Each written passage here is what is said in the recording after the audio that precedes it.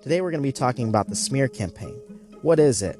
How do you stop it? Why is it so hurtful? And why do people actually believe these lies and rumors? When I see a client for the first time, they are typically in one of three different phases. They are either suffering, so their life is in the middle of a crisis and they are trying to come out of it. They are learning, so they're trying to make sense of the toxic relationship that they're coming out of or that they are currently in. Or they're changing, where they are transforming into a completely new person, setting boundaries, enforcing boundaries, and creating a new life for themselves. Quite often in the suffering or the learning phase, people have often been discarded or they have discarded the toxic or the narcissistic person. One of the most common issues that I see in the middle of these phases and in the middle of a discard is the smear campaign. What is a smear campaign? Simply put, it's when the toxic or narcissistic person begins to spread lies and vicious rumors about you to your friends, family, co-workers, and pretty much anyone who may listen. Spread these lies and rumors on any platform that they feel necessary to bring pain and heartache to your life. These smear campaigns oftentimes are on Facebook, Instagram, and other social media platforms. They may even go to the extent of calling you the narcissist or calling you the toxic person. What's most hurtful about these rumors and these lies is that people that you care about most oftentimes believe them and will entertain the things that they are saying. I have seen people lose friends, family members, and even jobs due to a smear campaign. What's difficult about a smear campaign is quite often they are very believable. The lies that they tell oftentimes have either a hint of truth to them or they're based in a very strong stereotype. For example, you may hear a mother on social media or in person talk about a father and how he doesn't want to be a part of his children's lives, doesn't pay child support, and doesn't want to have anything to do with his children. And although at times something like this may be true, we also know that this is a very strong stigma with single mothers and fathers not being a part of their children's lives. I can also tell you that there are a lot of mothers out there that are using this as a smear campaign towards the father and are using the children as a weapon to hurt the father. This goes both ways. You also hear men talk about their former significant others and how they struggle with depression, anxiety, and often drink too much wine. You may say things like they're jealous and they stalk. You may even hear a toxic mother tell her children about how their father abandoned them when he's really actually just trying to be a part of their life. You can even hear narcissistic friends and toxic friends spreading lies and vicious rumors about their former friends. Quite often these lies and these rumors have a hint of truth to them, which make them even more believable, which also make them even more dangerous. You can imagine when a client comes to me about one of these type of smear campaigns, they are quite often devastated.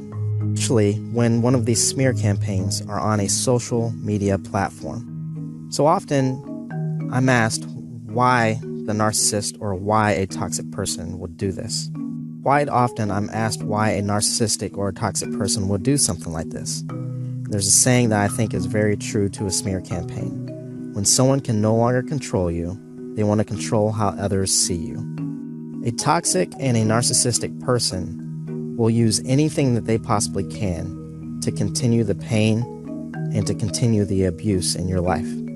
They want to continue the emotional abuse. They want to continue the emotional control and the psychological control, even if that means using others to be able to do it.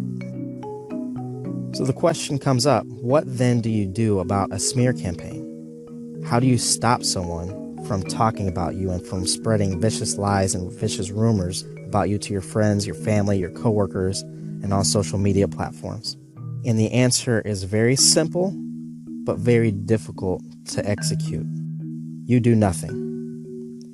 You do absolutely nothing. You don't defend yourself on social media. You don't backtrack and you don't try to clear your name. You don't try to defend yourself. You don't go onto social media and try to figure out what they're saying and who's saying it. You do absolutely nothing. And let me tell you why. The minute that you try to defend yourself and you try to go back and you try to clear your name, and you start to give this smear campaign energy, you are giving the narcissist or the toxic person exactly what they're looking for: narcissistic supply. They are getting a hit from you, just like an addict is getting another hit of heroin. They know that what they are doing works. So guess what?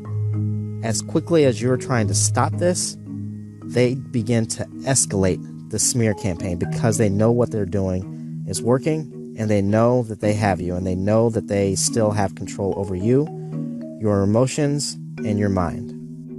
So as hurtful as it is, and as painful as it is, you do nothing.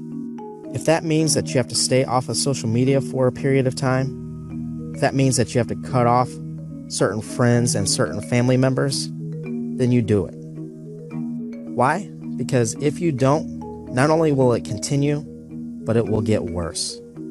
Doing nothing means that the narcissistic or the toxic person also gets nothing. They don't get the narcissistic supply. They don't get another hit from you. They don't get to control you anymore.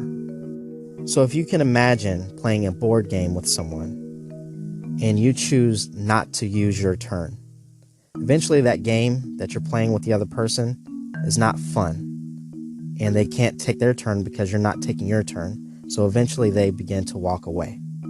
So as hurtful and as painful as the smear campaign is, you doing nothing makes it not fun for the narcissist or the toxic person, and eventually they stop.